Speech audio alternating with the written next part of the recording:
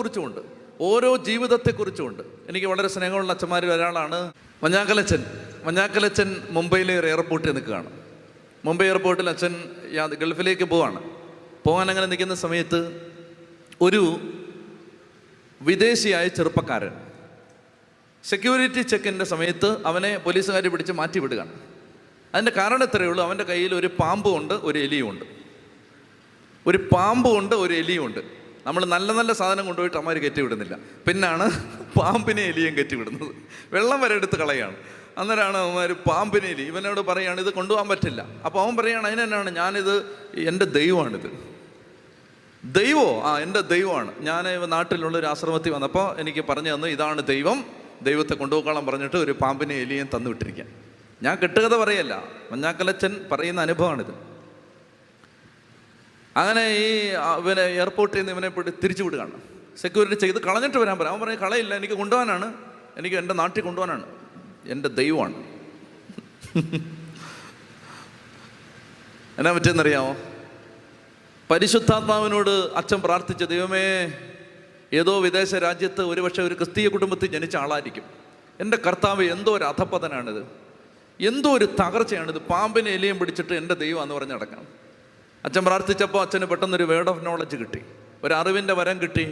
പരിശുദ്ധാത്മാവ് പറഞ്ഞു കൊടുത്തു, ഇവൻ ജർമ്മൻകാരനാണ്, കാത്തലിക്കാണ്, ഇവൻ്റെ പേര് ജോസഫ് എന്നാണ്. അച്ഛനും പറയുന്നിട്ട് വിളിച്ചു, ജോസഫ്. പാമ്പ് എലിയായിട്ട് ഇവനിങ്ങനെ തിരിഞ്ഞപ്പോൾ അച്ഛൻ അപ്പോൾ ചോദിച്ചു, എന്നെ അറിയുമെന്ന് ചോദിച്ചു. നീ വന്നേ. അച്ഛൻ്റെ അടുത്തേക്ക് വന്നപ്പോൾ ചോദിച്ചു, അത് അച്ഛനാണോ? അതെ. കോളറൊക്കെ വെച്ച് നിൽക്കുകയാണ് അച്ഛൻ. അച്ഛനാണോ? അതെ. എൻ്റെ പേരെങ്ങനെ മനസ്സിലായി? നിൻ്റെ പേര് മാത്രമല്ല, നീ ഒരു ജർമ്മൻകാരനാണ്, കാത്തലിക്കാണ്, മാമോദീസ മുങ്ങിയ ആളാണ്, പേര് ജോസഫ് എന്നാണ്. അപ്പോൾ അവൻ ചോദിച്ചു, ഇതെങ്ങനെ മനസ്സിലായി അച്ഛന്? എടാ, പരിശുദ്ധാത്മാവ് മാമോദീസ സ്വീകരിച്ചപ്പോൾ നിൻ്റെ ഉള്ളിലേക്ക് വന്ന പരിശുദ്ധാത്മാവ് എൻ്റെ ഉള്ളിലേക്ക് വന്നിട്ടുണ്ട്. ആ പരിശുദ്ധാത്മാവ് എന്നോട് പറഞ്ഞു, മോനെ, നീ മാമോദീസ മുങ്ങിയ ഒരുത്തനാണ്, ഇപ്പോൾ എവിടോ വന്നിട്ട് ദൈവത്തെ അന്വേഷിച്ച് വന്ന് പാമ്പ് വലിയായിട്ട് പോവാണ്. പരിശുദ്ധാത്മാവ് അങ്ങനെ പറഞ്ഞു തരുമെന്ന് ചോദിച്ചു. അങ്ങനെ പറഞ്ഞു തരും. എന്നാൽ ഇപ്പം ഇതിനെ കളഞ്ഞിട്ട് വരാമെന്ന് പറഞ്ഞു. ഇപ്പോൾ വരാവേ. ഈ സാധനത്തെ കളഞ്ഞിട്ട് അവൻ വന്നു.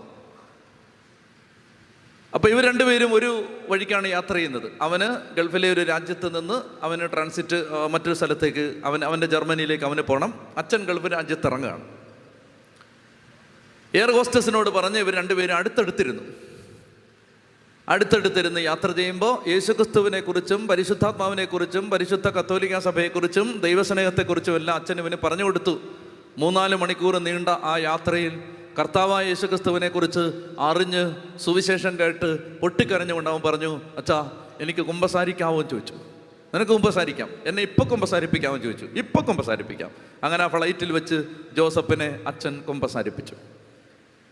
ഗൾഫിൽ വെച്ച് ഇവർ രണ്ടുപേരും വേർപിരിയുന്ന സന്ദർഭം എത്തുമ്പോൾ ജോസഫ് ചോദിച്ചു, അച്ഛാ, എനിക്ക് പോകാൻ ഒരു ഇടവുമില്ല, അതുകൊണ്ടാണ് ഞാനിങ്ങനെ അലഞ്ഞു നടക്കുന്നത്, ഞാൻ അച്ഛൻ്റെ കൂടെ വരട്ടെ എന്ന് ചോദിച്ചു. അച്ഛൻ പറഞ്ഞ് ധൈര്യമായിട്ട് വരാൻ പറഞ്ഞു. അങ്ങനെ ജോസഫ് അച്ഛൻ്റെ കൂടെ പോയി. അച്ഛൻ്റെ വിദേശ ശുശ്രൂഷകളിൽ നല്ലൊരു കാലം വരെ വലത് കൈയായിട്ട് നിന്ന് അവൻ ശുശ്രൂഷ ചെയ്തു, ദൈവവേല ചെയ്തു. ഒടുവിൽ ഇറാഖിൽ വെച്ച് ഒരു പ്രാർത്ഥനാ കൂട്ടായ്മ നടത്തിക്കൊണ്ടിരിക്കുമ്പോൾ IS തീവ്രവാദികൾ തട്ടിക്കൊണ്ടുപോയി. ആദ്യം കയ്യും കാലും വെട്ടി, പിന്നീട് കഴുത്തറത്ത് കൊലപ്പെടുത്തി രക്തസാക്ഷിയായിട്ട് മാറി. ഒന്ന് കൈയടിച്ച് കർത്താവിന് നന്ദി പറഞ്ഞേ. ഹല്ലേലൂയാ. എൻ്റെ പ്രിയപ്പെട്ട മക്കളെ, നിങ്ങളിത് ശ്രദ്ധിക്കണം. മുംബൈ എയർപോർട്ടിൽ സെക്യൂരിറ്റി ചെക്കിന് നിൽക്കുന്ന സമയത്ത് ജോസഫിന് അറിയാമോ, ജോസഫ് രക്തസാക്ഷിയാവാൻ, ശുദ്ധமான സഭയിലെ രക്തസാക്ഷികളിൽ ഒരാളാവാൻ ദൈവം തിരഞ്ഞെടുത്തിരിക്കുന്നവനാണെന്ന് അവൻ അറിയാൻ പാടില്ല. അവൻ പാമ്പിനെ എലിയും പിടിച്ചു